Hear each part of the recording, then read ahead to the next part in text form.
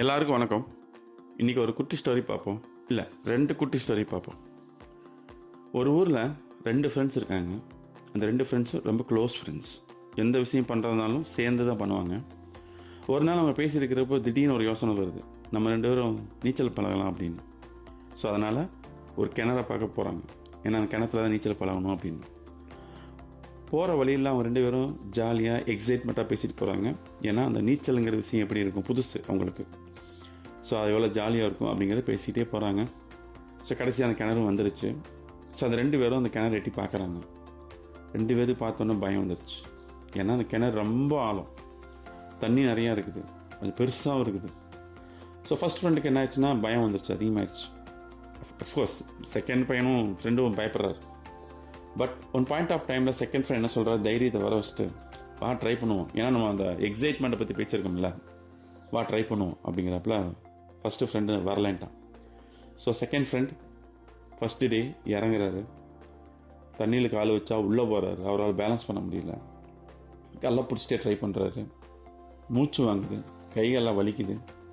So first day அவர் நினச்ச அளவுக்கு பண்ண முடியல. ஸோ போகிறாங்க. செகண்ட் டே வராங்க. அந்த மாதிரி நிறைய struggles. Third day, fourth day. End of the 10th day அவர் நீச்சல் தெரிஞ்சிருச்சு. பட் ஃபஸ்ட்டு ஃப்ரெண்டுக்கு நீச்சல் தெரியல. கடைசி வரைக்குமே தெரியாமல் போயிடுச்சு. என்ன ரீசன்? பயம். ஸோ இப்போ செகண்ட் ஸ்டோரி வரேன்.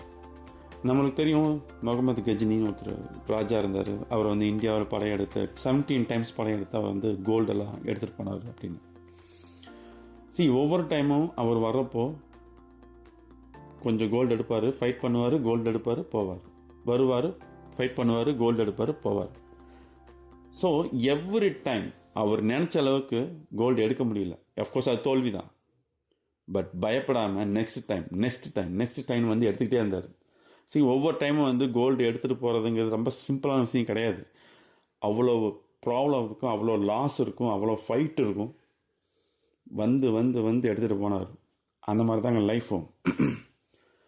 நம்ம லைஃப்பில் நிறைய கோல்டு இருக்குது. ஒரே டயத்தில் நீங்கள் ட்ரை பண்ணி போய் எடுத்துட முடியாது.